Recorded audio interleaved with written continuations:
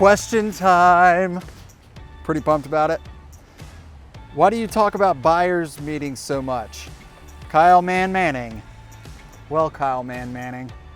The reason I talk about buyers meetings are they're extremely important. It's about setting expectations, and that's the most important piece of this puzzle. When you're wanting to buy a house, if I don't know the ins and outs of why you're doing that, and we don't know each other, it's not gonna work. So it's all about figuring out how we can work together to make this happen for you. Let's go talk about it.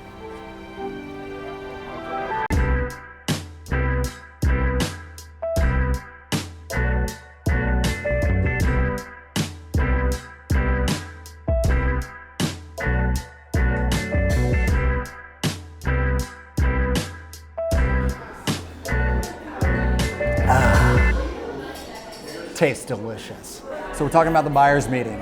There's 4 steps that I like to go through in each one of my buyer's meetings, and the reason why we want to go through those is so that you have the right expectations at the end, so you can walk away knowing that I'm the right fit for you and knowing that you feel comfortable with the next steps in buying a house. So number 1, how do we know each other? Whether you're my friend, whether you're somebody I just met, we still got to get to know each other. If you're my friend and it's somebody I've known for my entire life, I still have to get to know you on a business level so that you can trust me on that level when it comes down to making the hard decisions about buying your home.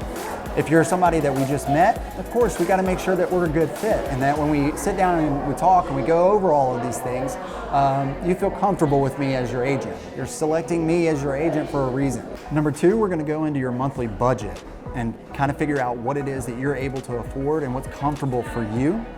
We also talked about that with Matt in an earlier episode. A lot of people sit down and they go over with me in their buyer's meeting, hey, I've already got pre-approved, or they think they may have gotten pre-approved, but instead they've actually just gone on and done a monthly mortgage calculator. A lot of people use those. Number 3, we're gonna talk about actual locations, places that you wanna live. We're gonna go over all the fun stuff. All the things like bedrooms, baths, what type of square footage, how big of a house do you want? Do you want it in a specific school zone? We're gonna go and we're gonna get into the nitty gritty as to what you really, really like. Some people wanna be really close to a school. Some people really don't. Some people think that's a nightmare. These are things that I have to know when we sit down and go over your buyer meeting. I'm gonna figure out what your favorite room in your house is, whether that's your kitchen or that's your master bedroom. I mean, we're gonna get really down into those details so that I can find the house that's right for you.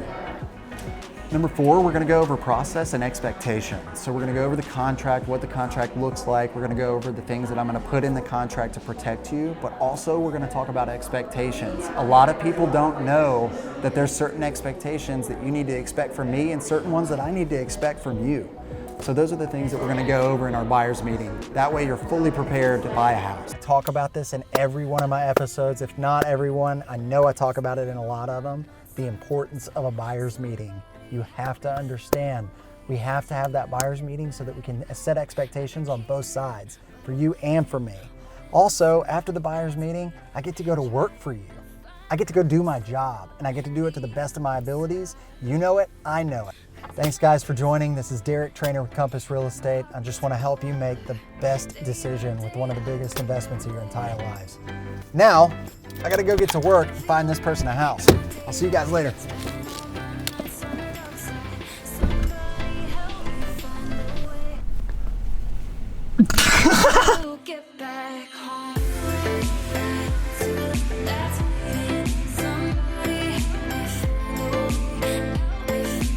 I'll talk to you guys soon about this. We're gonna go over to Bighorn and check it out. I said that completely wrong because it's not even the name of it. Okay, what we're gonna do, yeah, it's not where we're going.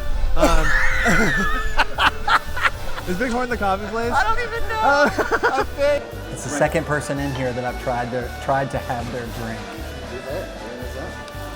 AutoZone? Okay. Okay. Like, how am I supposed to know that? Nobody's told me that. Is that really true? It's a street name. All right, guys.